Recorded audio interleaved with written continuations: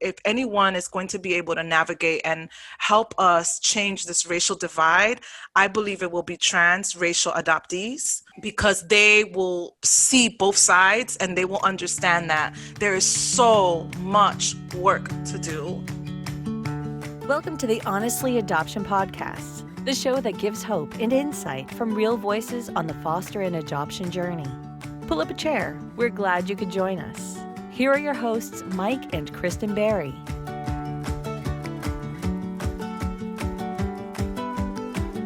Well, friends, welcome to the Honestly Adoption Podcast and welcome to Season 20.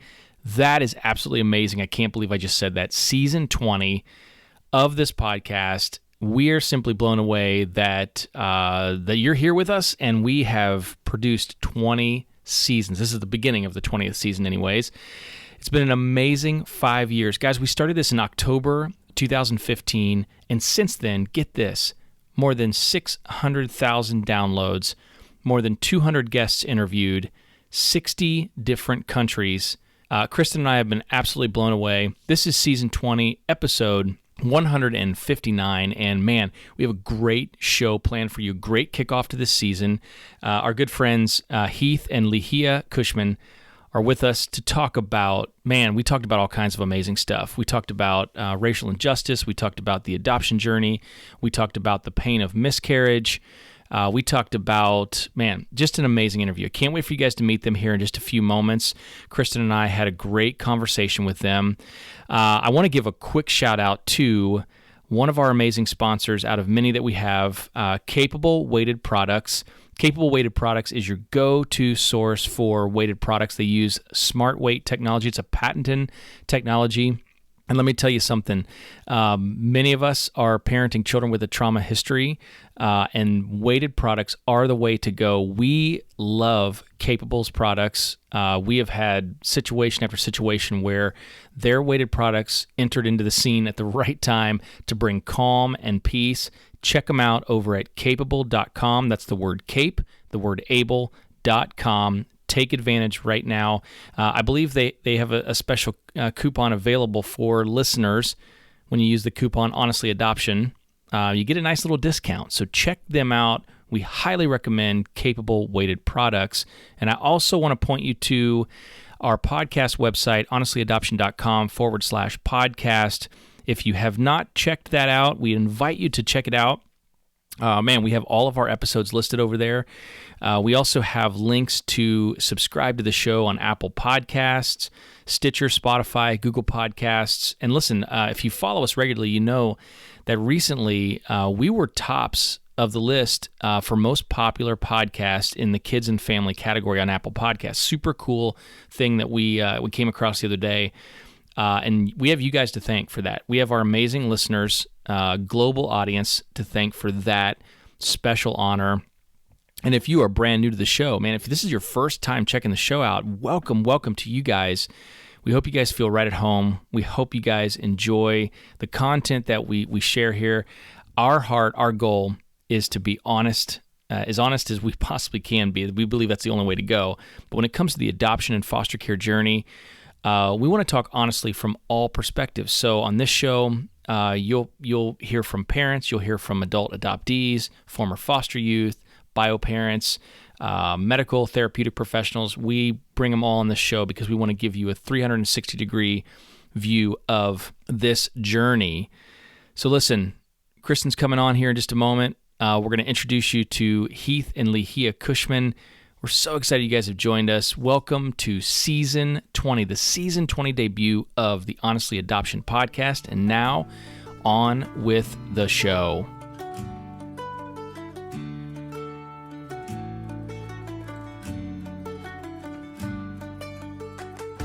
Ligia is a wife, mother, and social worker. She married her best friend, a white guy from Jersey, in 1999, and together they moved to the South. In the South, this love faced its fair share of challenges. In 2005, they adopted their then infant son, who is multiracial. As an adoptive mom of a budding scientist, Ligia had to face the hard truth that her son, with all his brilliance, diversity, and love of all people, will still face racial inequality in his lifetime. With a master's degree in professional counseling and over 18 years experience as a social worker, Ligia oversees adoption services in Tampa, Florida. Through her work, she finds herself educating and coaching others regularly on issues of diversity and culture. Her work has led her across the country, speaking on the needs of multiracial adoptive families and their related challenges. As a former college instructor, Ligia has challenged her college students to not judge a book by its cover, but rather let a person's character help them see the true nature of that human. As an influencer, writer, and speaker, Ligia shares many personal experiences that provide teachable moments from her own life. Her hope is to raise awareness and change the narrative of what it means to be a multiracial adoptive family in a world that often wants to put you in a box.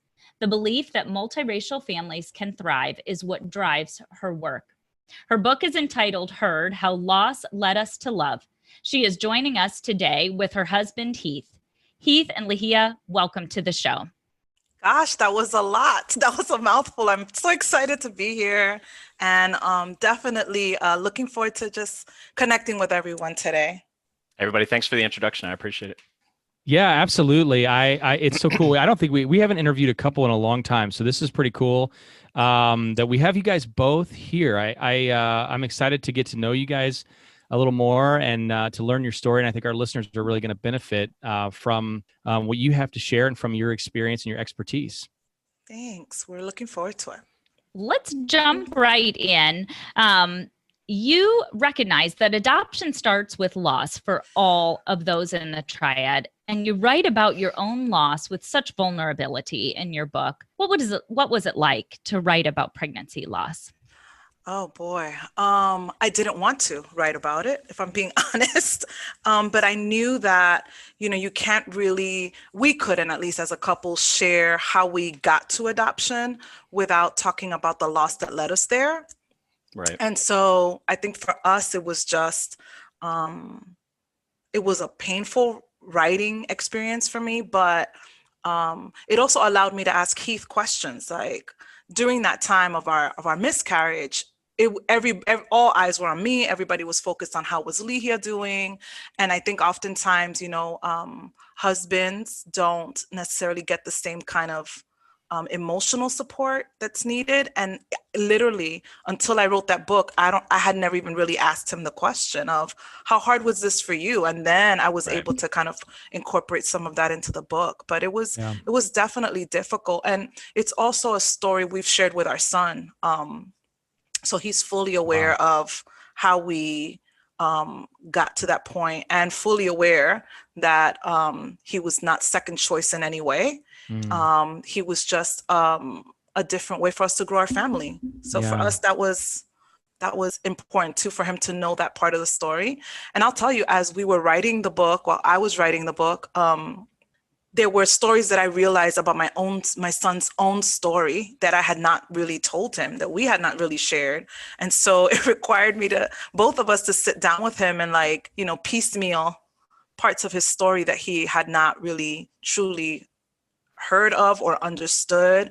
I think kids make up their own version of what they think the truth is until you start to kind of unpack it for them. And so it was a really cool experience writing about that loss, but then explaining to him, we have our loss, you have yours, and your first mom has losses too. Yeah.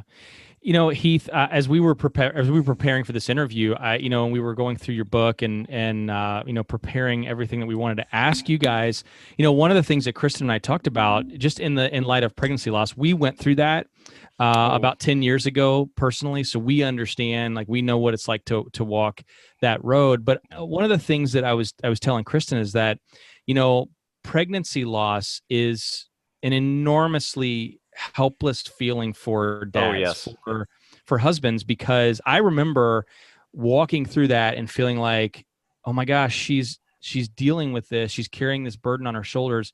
And there's absolutely nothing I could do to make that pain go away. And no, nothing at all. There's nothing. It's just such a helpless feeling it's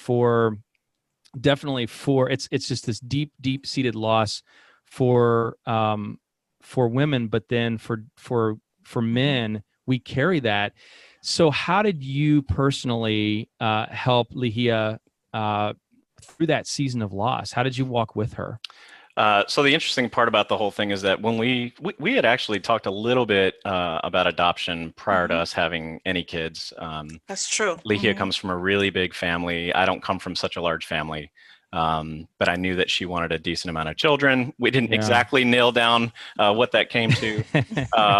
I just knew that we never do we? No. and you're never ready. Yeah, you're never really ready. You never are. That's true. So we had talked about it, and then the interesting part about it was at the time I was just going through the military, and I had a lot of surgeries and stuff, so I wasn't. I honestly couldn't make kids on my own anyway, even if Ligia was super healthy. I had some other stuff I had to get through. So even when we got to the point where we were trying to have kids, and we actually went through, the process, and Ligia got pregnant, or we got pregnant, as it were, and we ended up losing the children. She changed, and I know you know what this is like. There was so much sadness in her at that point. It was almost, she was a different woman than the woman that I had married.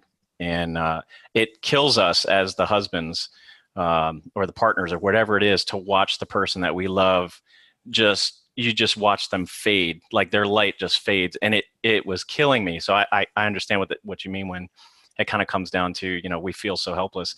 The interesting part was that as soon as we started talking about adoption, she went through this whole thing where we miscarried, and I, we brought up adoption, and I kind of approached her vain side on this one and said, hey, so if we adopt, you won't have stretch marks. And she was like, yeah. And then it was and we won't have to go through X, Y, and Z. And she was like, yeah, that too. And I was doing anything I could come up with just to try to cheer her up. And the interesting part about the whole thing is that actually worked a little bit.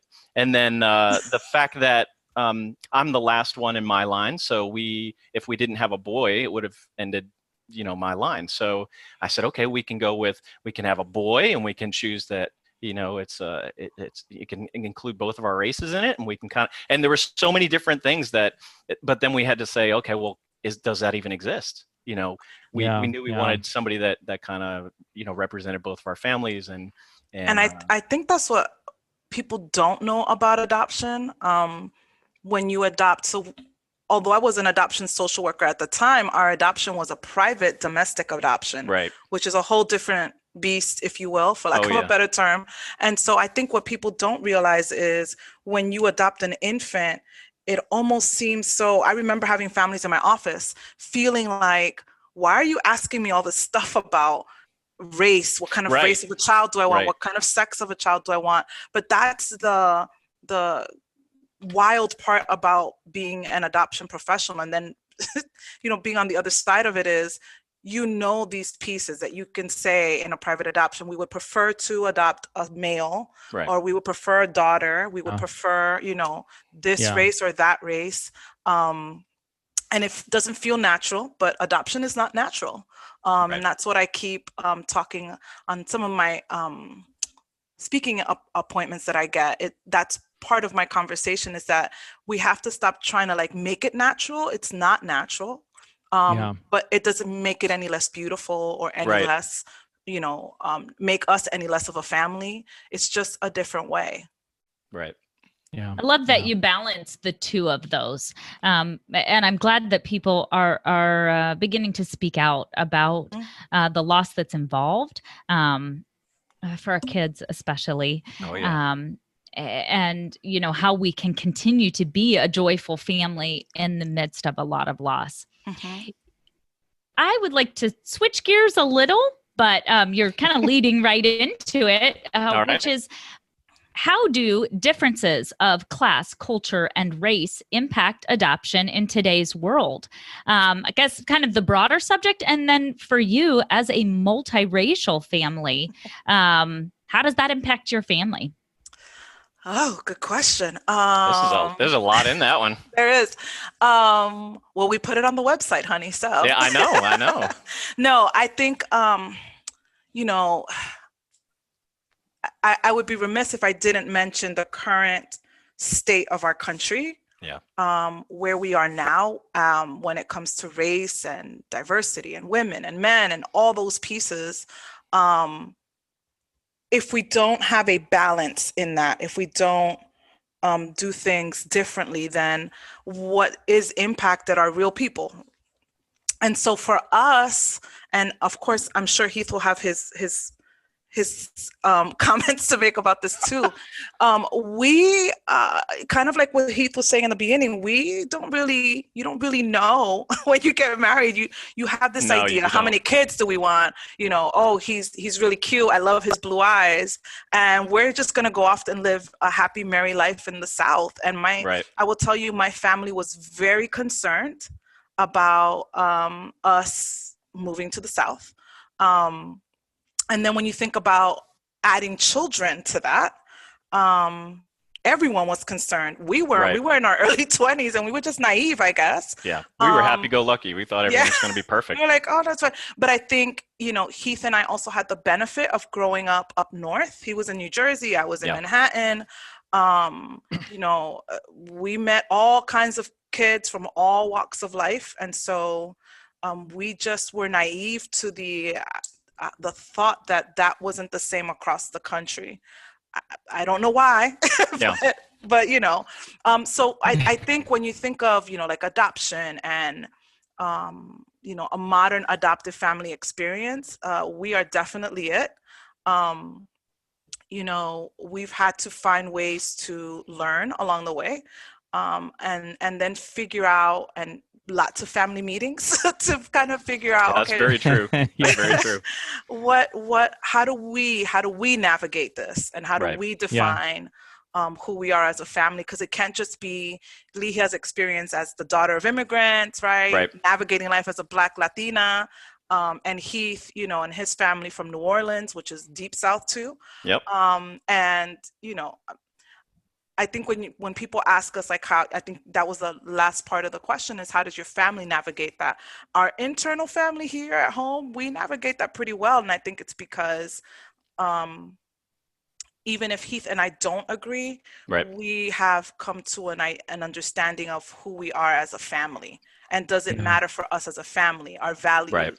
And then the outside families, right? Our parents, our aunts and uncles and all those pieces, how do they, what role do they play too? Because see, adopting our mixed race child, really required our family buying in. So I remember going to your parents' house, honey, remember? And we were like, okay, so we've met our son's, birth mother.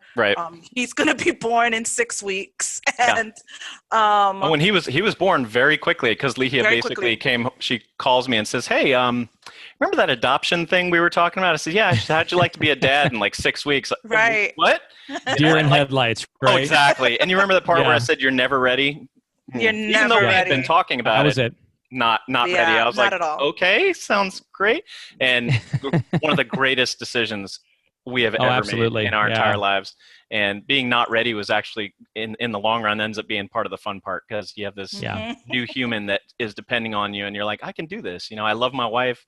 I can do this. And this, and we hope to, just, lead him in the right direction and try to make him as good a person as we can. And so Ligia's upbringing was totally different than mine. Yes. To piggyback on that. And a lot of the stuff that we ended up running into was, or during our marriage, was socioeconomic.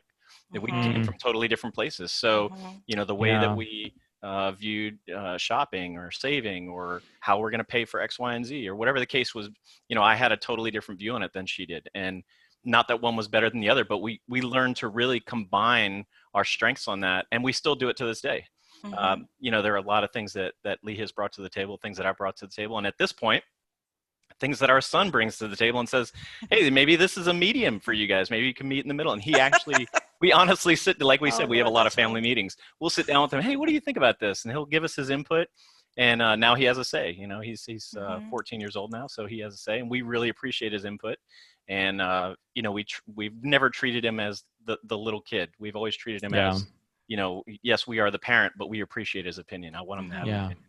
And I think we also had to, like over time, I mentioned we had to kind of learn our own rhythm and our own system, and then we added a child to that, and the complexities of adoption adds its own layer to that, and then him trying to figure out who he is racially in a very racial world. Oh my gosh, yes. Yeah, we thought we were ready for that, but we were not, and we definitely didn't plan for the world to be the way it is right now. Right. And so Yeah. it's been and a pandemic that forces you to like not take a break from a lot of things, So it's been tough. It's been tough for sure. So I love that you are talking as a family. You talk about family meetings and I love that you spoke to the fact that this is just not the world that we thought we were raising our kids in. It isn't what I think a lot of multiracial families thought they were getting themselves into, or thought that this is the world that our kids were going to be in. Right. And I would say that's a value that we have at our house right now too. We're just going to talk about it. We need to talk about it. I feel like we're scrambling to undo 400 years of racism, like this week, like right now, because our kids are out in the world. They're driving a car. My daughter just now says, can I go over to my friend's house? And I say, whoa. Like, and I mean, I can't tell my 18-year-old not to go. Right. She's growing up. So I would say, you're speaking to what I think a lot of multiracial families are just facing this need to have discussions that, at least for Mike and I, we should have had with our kids 20 years ago. We should have had with each other 20 years ago. And then this sense of urgency that things have got to change. What does a family meeting look like at your house? Oh gosh. So it depends on who's in trouble. It's usually our son. Yeah. No. That's awesome. It's rarely me, but it does happen. Oh, please. Yeah. But usually, you're talking about my house now. You're not talking about your house. Usually it's just the three of us. And so we'll, if it's something that's happened, so our son isn't on social media intentionally. Right. I'm just trying to delay that as long as I can. I don't know that I have much longer that I can. He's 14. He's not begging for it though, so we're kind of He's lucky. not. But when big things happen in the news, we definitely, Heath and I first talk about it and figure out how we feel about it. And then we make a decision about whether we're going to bring it to the table and share it with him. And usually our family meetings are in the living room. We're in our blankets and we're cozy, but we're having, real conversations. Sometimes a family meeting, I remember one family meeting we had, it was at my sister's wedding. Our son was the ring bearer, and he wanted to know if his first family, if his bio parents were married. And we had literally just walked off the processional for the wedding, and we were about to take photos. Right. And we dropped everything to sit down with him and explain some really hard child appropriate facts. And sometimes, the hard part sometimes for me with our meetings is for those who can't see me, I'm a Black woman, but I'm a Latina, and so I have the whole immigration piece on top of that. And I feel like sometimes I want to give him so much information, and Heath is always my balance to that. Yeah. He's like, whoa, wait a minute. Can we give him parts 1, 2, and 3 and not 1 to 75? Like, let's give this to him in doses that he can retain and appreciate. And so I think we balance each other out pretty well. But it never goes undiscussed. It's always, we make room for it, whether it's adoption or race or both. Yeah. We make space for it. So I wanted to take it back to one meeting that we had specifically, and it was our son really was affected by this whole thing where there was the proposition of having firearms in the school. Yeah, that's a good one. And it was being brought up by the teachers. It was in the news a lot. And for those of you who obviously don't know our son, but one of his favorite things to do is listen to the news, which is good and bad. But, he loves staying on top of things. He likes to be in the know. Most of the time it's about science stuff, but obviously whatever kind of comes along is headline stuff. And we navigate that and kind of pay attention to it. And if it's too harsh, we obviously kind of pull him back from it. But, we like for him to be in the know about certain things.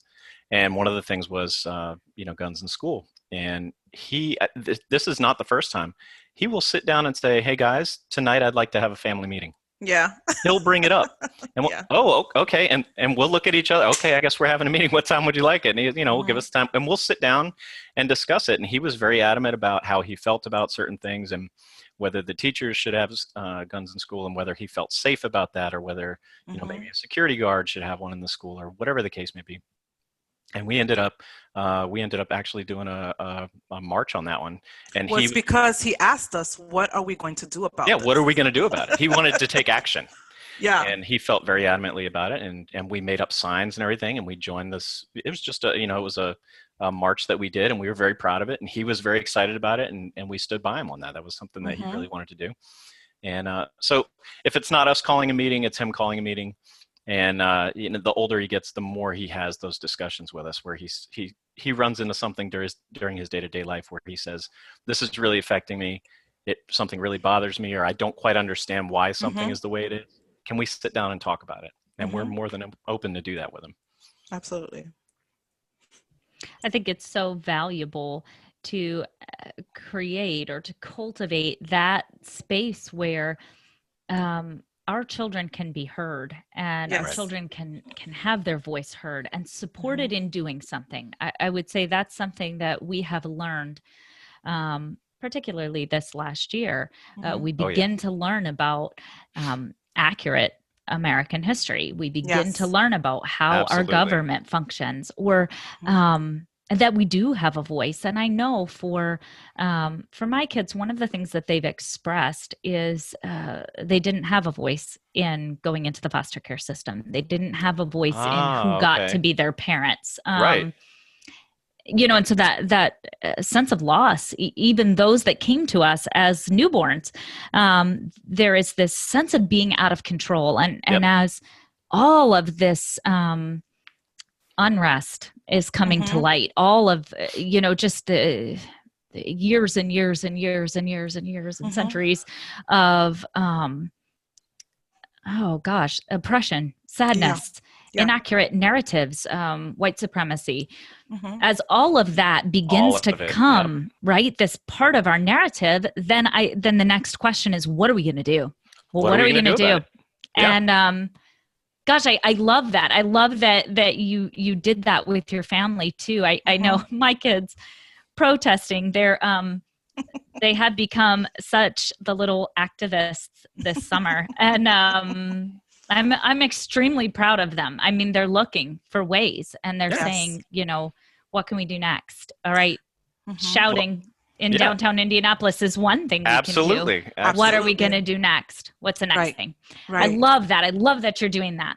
Yeah. Yeah. And I think for him, it's, it makes for interesting conversations with the grandparents at Thanksgiving.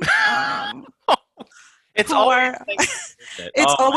always Heath's parents, and it's always our son. And he's like, I have a question. I'm like, oh no. But we make space for that, and I think that, I feel the same way. He's just a little activist, and he doesn't see it all my way or all Dad's way.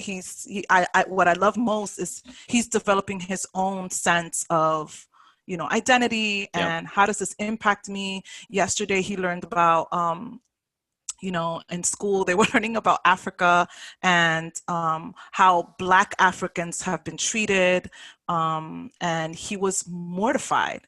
So we spent so much time talking about American history and trying to unravel the truth of it, right? What is the truth? And then here we are, and he's, Mom, I need a break from my class. We need to talk about what's happened in Africa. And I'm like, oh gosh. I need a moment. He probably called a meeting. I'm just letting you know. He did call a meeting. Did he? Oh, okay. Yeah, he did. So, this time there is an awakening happening for myself. I think, Heath and I have been married for 21 years. And so for us, it's, talking about race was comfortable. Over time, it's become more a larger conversation, definitely this year. And it impacts how we parent because, Oh yeah. We don't want to, my legacy for my son is always going to be, of course, our love, but how we taught him to see the world, Right. or how we exposed him to the world. And so I hope that we both hope that in that he has learned that there's value in all people, Right. and that when we see injustice, that we do something about it. And I'm going to tell you that is a very scary thought for me as a Black mom. It's a very scary thought for me when I think about how people see my son. Yep. And then how, so I make him brave in that way. And then knowing very well that it could cost him a lot. And so we worry about that. Yes. I do for sure.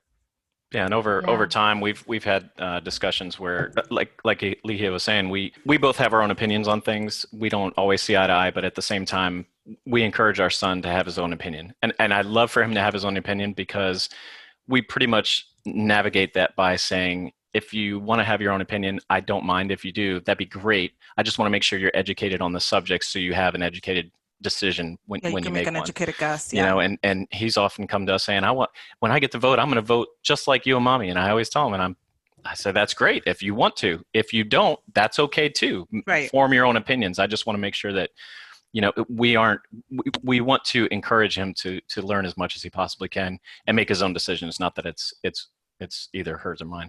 And at the same time, on the point of, raising our son, and he's getting a little older now, and he'll be driving soon.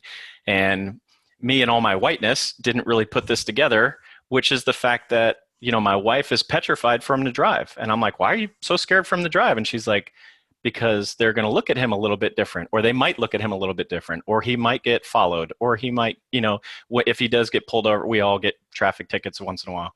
And unless you're one of those lucky ones that never gets pulled, congratulations. I'm not that guy, but and if he does, how is a police officer, male, female, whatever the fact is that they pull him over, how are they going to react to him? How are they going to see him?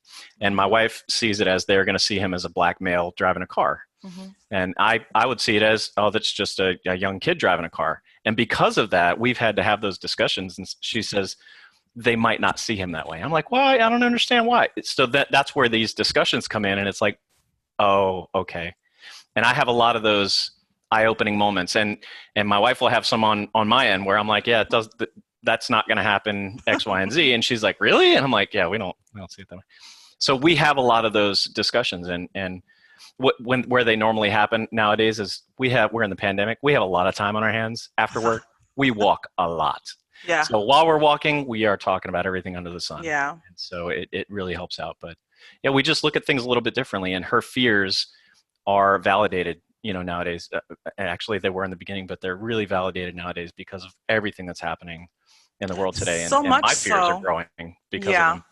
It's so much. That's what I was going to add, honey, is that so much so that even when I go driving, I don't do it much now, but if I do, he will go to the car. Heath will go and check the car to make sure I have license and registration. Yep. And I just did it again yesterday. He just did it yesterday. That's why I'm thinking about it.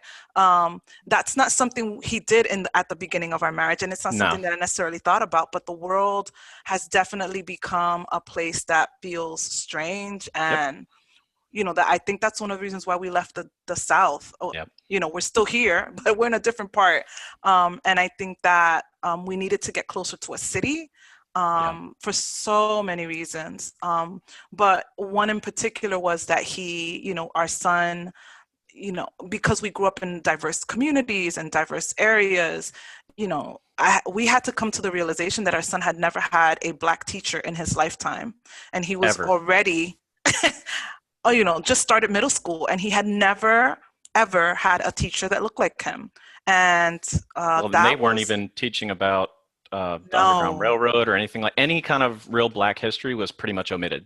And so we would have conversations because the new movie came out, about Harriet Tubman. We were really excited, and we're like, yeah, we're going to go see the movie. And he's like, who's Harriet Tubman? What? We're like, what? Right. We're having a meeting. Right. And it was just like, we need to get out of here. We need to do this different. Yeah. And as soon as he got into the schools that he's in now in the area that we're in, his teachers were from everywhere. Mhm. Everybody was different, all different colors and races and sizes and shapes and the whole nine. And he was as excited about it as we were, because Mhm. he felt he had a new opportunity to have discussions with people that he had never talked to before. And he's a math and science kid, and just the other day, he's remote learning, obviously. But he had just met his math teacher, who was a black woman, and at the end of class, in front of all his peers, he says, "I just want to say one thing. Oh, geez, yeah. Thank you so much for being my first black math teacher. I am so happy." He was elated. Yeah, yeah. He really was. So that's when I was like, yes, we've been here 2 years, and now Yep. I know we did the right thing. So Mhm. for sure, it's definitely been a journey, and it meant relocation. I mean, it really, for us, it meant figuring this out and doing it differently. And I'm glad that we did. And it's not that every family has to do that, but it's definitely what Right. worked for us. Yeah. Boy, that it mirrors our experience in so many ways. Really? Certainly with all of it. I keep thinking, of course, we write our questions ahead of time, because we think, we might talk about this or we might talk about that. And like we told you at the beginning, we can go down a rabbit trail. And as you're talking, I'm thinking, oh my gosh, yes, that's my fear when my daughters get into the car. That's my fear when my son is out in the neighborhood. All of that, the nonstop anxiety. I want to camp on the idea of this importance of racial mirroring in education and the professionals around our kids. And I know that for, I'm going to say racial mirroring because our family is Black and white. So racial mirroring for my Black kids, but also diversity for my white kids. This has been so important that my children see that doctors and lawyers and nurses and teachers and writers, and singers and actors, that they are a diversity of races. All types of different people are doing all types of jobs. I love that you ended up in a school system where he got to have a Black math teacher. Yes. And I know how valuable that was when we moved our kids out of the school system that we were in previously. All of a sudden, my kids are saying, I'm not the only one. I'm not the only one that looks like me. I'm not, my teachers are reflective of me. And even just having that diverse community and being able to hear lots of different opinions, lots of different experiences, lots of different political views. And wow, the way that expanded our family and our kids' view of themselves was absolutely priceless. Kind of gives you a kudos at the same time, because you guys, it's like, hey, we did the right thing. Yes, and shame. For us, I think the that kind of return back to, hey, I'm really sorry that you spent years in a community where nobody looked like you. And I wish that I could go back and change that. And that shame kind of leads me to my next question. Shame is like my middle name. I struggle with that. And then anxiety is my second middle name. Oh, for sure. When you were talking about that fear that your son will be driving, that you will be driving, that your wife will be driving. Do you have any advice for our listeners who are kind of living in that constant fear? Do you have any advice for what to do in those moments? So I'll take this one, honey. I was about to say, since how you're normally the driver and I'm the one worrying. Go ahead. Yeah, I will say this. I will say that when I started driving, I had to learn how to drive. So I was a city girl, New York City girl. So public transportation was everything. So even when we got married, I still didn't have a driver's license. Right. When I learned to drive, it was in Tennessee, rural Tennessee. Very rural Tennessee. Which was great for someone who's learning to drive, but it was also that was a piece that I wasn't fully prepared for, because I was not a driver in New York City. I knew that police saw me and saw kids that looked like me, growing up in the city differently than they saw the white kids growing up in our city. I knew that because I saw how my peers were treated. So when I moved to Tennessee and had to start driving, slowly but surely, I learned very quickly that something's not right here. I got pulled, and Heath can tell you this, I got pulled so many times in 1 year. It was crazy. It was insane. When we moved to North Carolina, that's when it happened. And usually, I have to, keep my hands on the wheel. Yes, sir. Yes, ma'am. Not make eye contact, but make enough so that you're not appearing to be aloof or disrespectful. God forbid you do not have your driver's license on you.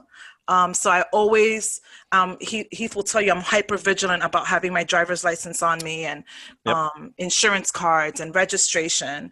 And one of the things that we didn't think through is that if Heath bought a car and it was put in Heath's name, but it's my car, he bought it as a gift. Right. That I would just under me. Right. Say I'm the only one on the title. That I got pulled over a lot. And in North Carolina, the first thing that happens when you get pulled over, as a Black woman, and as my friends in North Carolina also, who were people of color, confirmed, that the first thing we're asked is, whose car is this? I thought that's the question everyone was asked until I spoke to my husband about it. Right. And she had mentioned it multiple times. Wait a minute. She said, this happens all the time to me. That's the first question. I was like, wait, what? What's the first? She says, yeah, whose car is this? I said, why would they ask that? It's your car. And she says, yeah, but you're the only one on the, like, when they pull the plate, you're the main owner. Your face comes up. So it looks like there's this Black lady who stole this car and they're pulling her over. And I can't tell you how many times my wife was just followed for no reason. Just followed. And it would be one car follows her and then it pulls off, and then another one would come up and follow her for X amount of miles. And then that one pull off. And I'm like, what is happening? And she's on the phone with me going, I'm getting followed again. I didn't do anything that I know of, and I'm being followed again. And I'm sitting on the phone going, please don't pull her over. Please don't pull her over. And we did get lucky enough that she did work for the state at a number of places. And she always, again, very diligent about having her badge on her, because even that would sometimes help. So my Black social worker friends told me, always have your badge on you when you're driving, so that if you get pulled over and they're giving you a hard time, you can remind them that you work for the same county that they do. Right. And I'm even thinking about that now, that I was just like, oh, okay, I'll make sure to do that. It was so normal.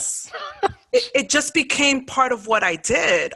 So that incident Heath is talking about, where I was followed across 3 county lines.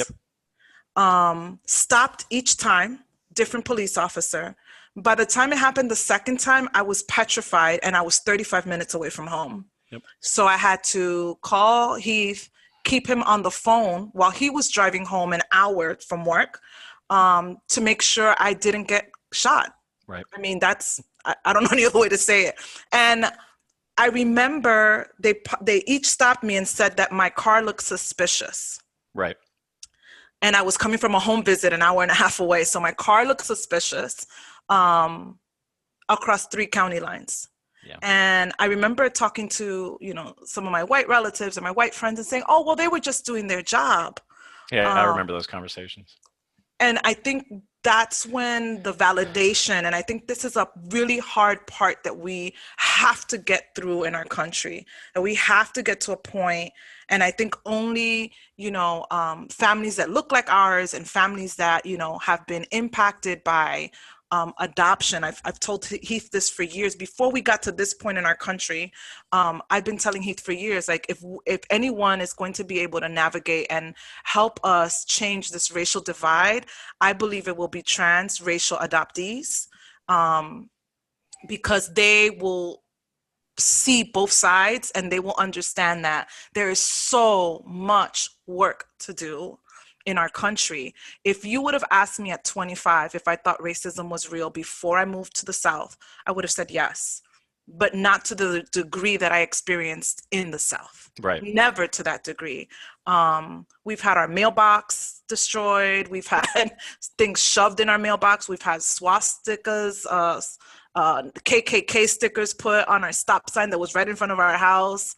Our son was called the N-word at 7 years old. By a 3-year-old. By a 3-year-old at camp. Yep. I mean, we can go. That was another family meeting because he didn't understand what the word meant. So we were had like, to buddy, we're going to explain it to you and this, that, and the other thing. To piggyback on Ligia's story, just so you know, the next vehicle we got, she bought me. Mm-hmm. And it was time we needed another vehicle. She bought me. The whole thing was in her name.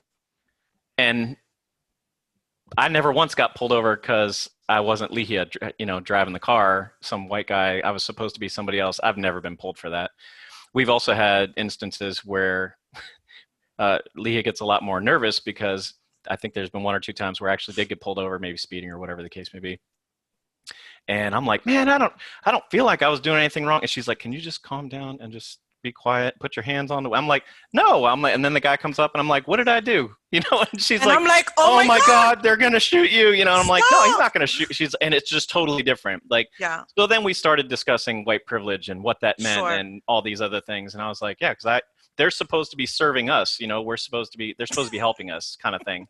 And we're just raised totally different as far as, this person is supposed to be helping us. I go to them when I need them because, if we need help or whatever the case may be. I don't live in fear, or I normally wouldn't live in fear, but, with the climate that we live in nowadays, it's like, oh, maybe I should be a little bit more cautious or whatever the case may be. But I just fear for her more than anybody else. And again, soon my son will be driving. So it's just, and the only thing different between us is the color of our skin. So really it's crazy why that should even matter. But yeah. Absolutely. I think there's such a call right now to white people to get our people under control. Yes. I remember when my kids were little and we were attending a church and I would sit in the back row because I had 6 little kids. And so we'd sit, Bless this you, is kind of an old school church. Yeah. And the pastor would holler from the front of the church, holler out his message, but he would call you out if you were doing the wrong thing. And so Pastor Frank, may he rest in peace, he would say, such a Southern thing to say, may he rest in peace. He would, I think back to this, and he would say, Ms. Berry, get your son under control. And I it was just this moment where you're like, sorry, everybody.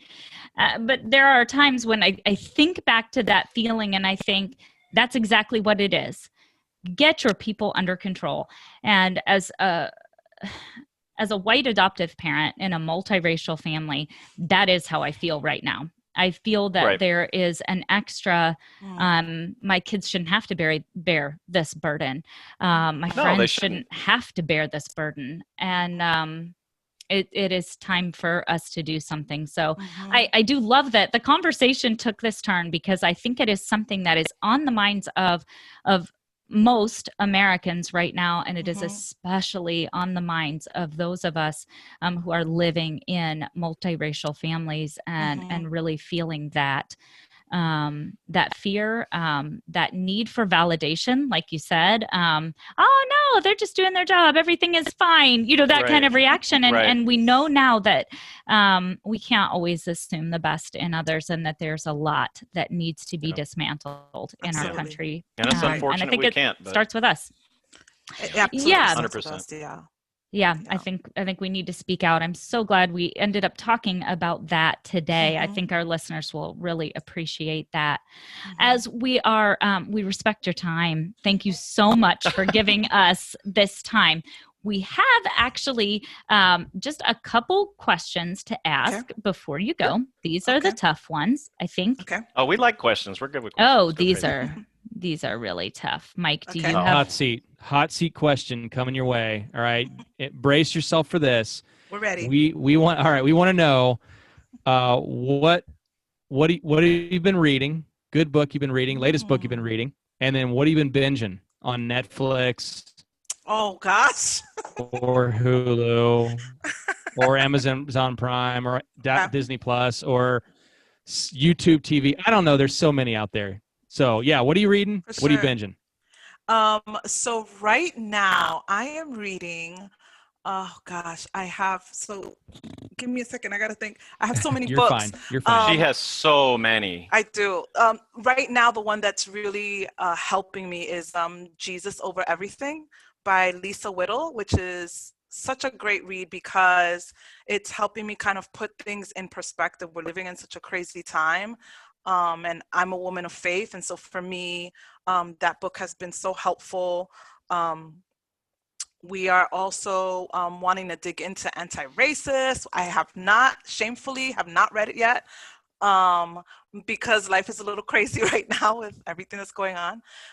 What are we watching on television? What are you not watching? Really? Well, I There's can the tell question you, right there. Yeah, really. Yeah, that's true. I can tell you, I am a huge fan of The Office. Yes. Dwight Schrute. He is my love child. No, just kidding. I love Dwight Schrute. But I watch The Office at least, I don't know, 4 episodes before I go to bed every day as if they're brand new. Honey, what else are we watching? So when she says we, it's because we both kind of shut down at the same time every night, when it comes to work and stuff like that. So it's like everybody sits down, we cook together, we have dinner, and we kind of watch TV a little bit together. We're all really looking forward to The Mandalorian coming back. Yes. We're very excited about that one. Yes. We're back into football. We got into football a couple of years back. And again, I'm from Louisiana originally. And although we've moved around to just about every state in the country, it feels like we kind of settle back on the Saints every year. So we really enjoy watching the Saints play. Yes. We're also, and this is kind of like a hidden feature of this couple, but we've definitely had our moments on Twitch channels and Mixer streams and this, that, and the other thing. We are big gamers. We're wearing gamer headsets right now. I thought those were games. Yeah. My son is downstairs while we're doing this interview right now, and he is on Xbox. And when you guys put those on, I'm like, those look strange. You like gaming? Yeah, but I wasn't going to say anything.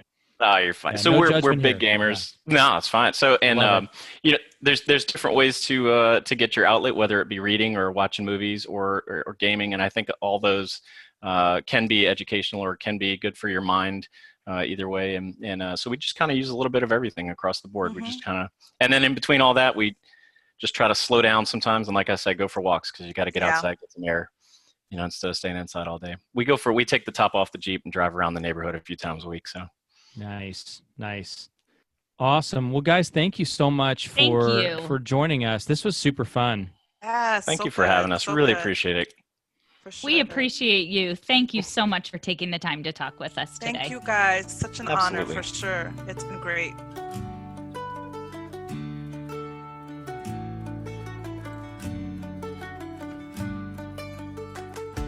There you have it, folks. Just an amazing time with Heath and Ligia. We love those guys. We call them friends. You know what I love about this interview more than anything? I love their humble spirit, and I love their openness and their honesty, but I love how open and honest they are within their family, with their family meetings, with their son. It's just so cool, so inspiring. We hope you guys have gotten a lot out of this interview, and man, definitely reach out to Ligia. She over on Instagram at Ligia Speaks. You can find her there. You can also check out the links that we provide in the show notes below this podcast episode over on honestlyadoption.com/podcast. And you guys, thank you so much for tuning in to this season debut, season 20. We hope to see you guys real soon on the Honestly Adoption podcast. Thanks for joining us.